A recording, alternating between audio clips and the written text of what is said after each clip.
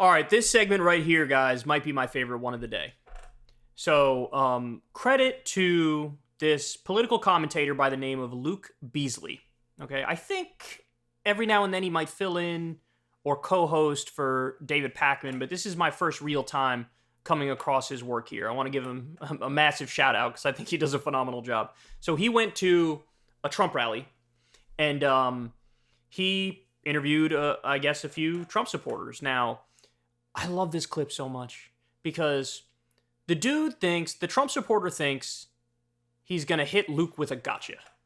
And that gotcha is, oh yeah? You support Biden or the Democrats? Well, name 3 things policy-wise that you like. And for those of you who are serious about politics, that is literally a softball down the center of the plate. That is what I hope and what I wish a Republican would ask me.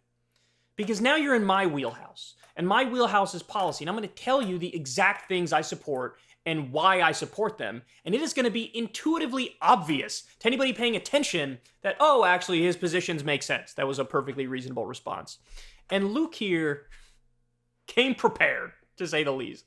So I want you to take note of his detailed answer, and then this guy's reaction to his answer. Watch this. They should put this in a museum. It's so beautiful. Tell me 3 Democratic policies that you support. Inflation Reduction Act, American Rescue Plan, the Infrastructure Law, the PACT Act, the Chips and Science Act. I think it's good that Biden pulled out of Afghanistan.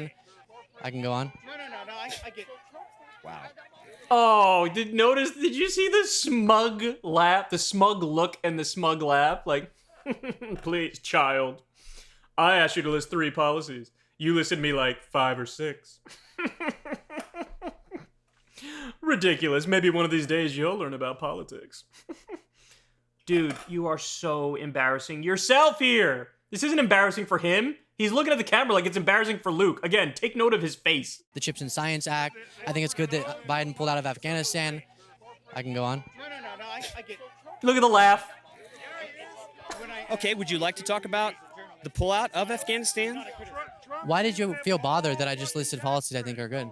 Because I think it's great that he lowers prescription drug costs. you don't know enough about those policies. So one of them in the Inflation Reduction Act is capping the cost of insulin for Medicare recipients at $35 out of pocket per month. And I think that's really good. I don't think seniors should be having themselves price gouged. And now Medicare will negotiate drug prices. I think that's really good because of Joe Biden and Democrats. I think Joe Biden is an illegitimate president. I think the election was stolen, and I think he's going to be killed for his treason. How about that? Oh, I love it so much. His brain absolutely short-circuited, and he just went to, like, QAnon talking points. God, that's so beautiful. Oh, this is such a good, such a good comparison of, like, what's going on right now between the remaining Trump supporters, who are, I think it's fair to say, based on polling data, are cultists. They believe him over family members and religious leaders and best friends, etc. The remaining Trump supporters versus just a totally normal person who follows politics and cares about policy. Oh my God. Oh, that was so beautiful. And by the way, look, it's not like there aren't some reactions to what Luke says here, which are more nuanced and more detailed and can get into the weeds of like, okay, but here's what's right and wrong about these various policies that you laid out. There is a nuanced conversation to be had about good provisions and bad provisions in some of the bills that he lists. That's a fair conversation. But here's the thing, guys. It is not a fair conversation from the perspective of a Trump supporter. Because it's not like their criticism of, for example, the drug provisions in the Inflation Reduction Act. Their criticism is not reasonable in response to it. Mine is. I'm sure Luke has a similar criticism, right? The criticism is, oh, it's only like 5 or 10 drugs that you're really negotiating for a better price on, and it happens over the course of like a few years. So the original stance was, let's negotiate for better prices for all prescription drugs. That's the correct position. Kyrsten Sinema, the conservative, corrupt corporate Democrat, she blocked that, okay? But first of all, this guy doesn't know that. Second of all, if he were to bring that up, it's like, okay, but what's the Republican counterproposal to that proposal? It's to do nothing about any of the high drug prices.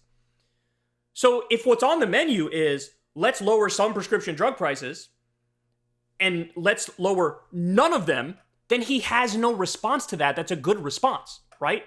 I could have a response to that that's a good response, because my ideal policy is, let's lower all the prescription drug prices.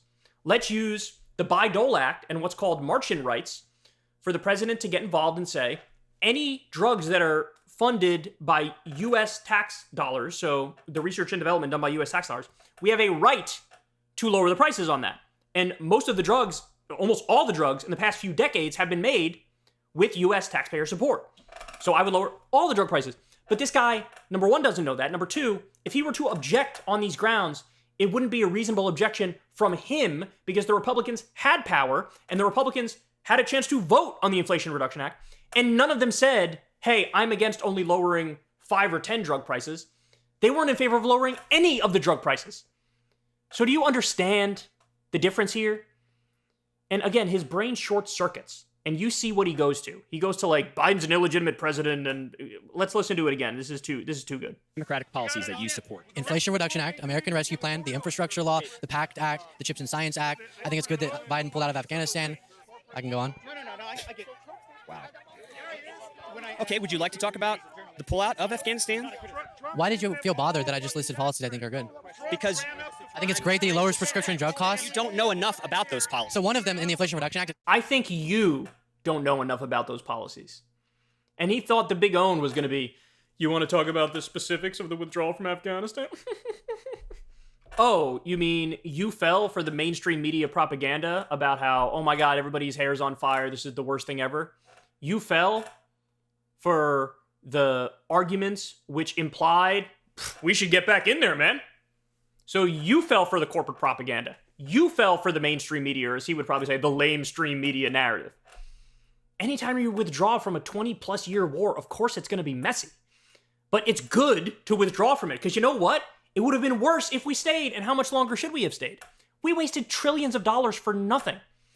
This was a military-industrial complex profit fest, war profiteering, and you don't seem concerned about that. You're concerned about the withdrawal, please. Trump said he would withdraw. He didn't. Biden actually did it. And now all of a sudden, you act like it's a bad thing. God. Cost of insulin for Medicare recipients at $35 out of pocket per month. And I think that's really good. I don't think seniors should be having themselves price gouged. And now Medicare will negotiate drug prices. I think that's really good because of Joe Biden and Democrats.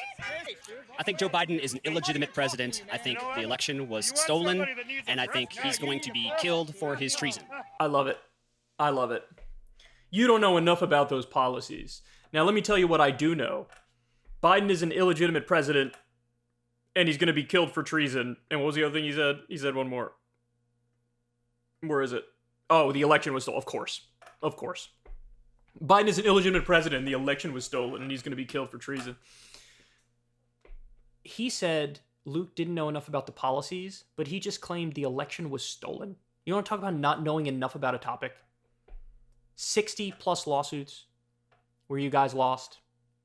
An audit in Arizona over the vote, where, what did we learn? Oh, that's right. Biden ended up winning by more votes than we thought he won by on election day. When you guys thought Arizona was going to be the main thing that proves your case right and it proved the exact opposite, and none of you came out and said, oops, I was wrong. God, it's unbelievable. Oh my God, it's unbelievable. Luke, again, Luke, massive, massive credit to you, dude. I think you did a phenomenal job in this. I think it really is indicative of what's going on right now in our country when it comes to politics. And this dude was outclassed while smugly asserting that you were outclassed. And it was so condescending and so absurd. And more power to you. Hey, y'all, do me a favor and like and subscribe. It helps out big time in the algorithm. Click the bell as well for notifications when videos drop. And watch that video on screen right now. You know you want to.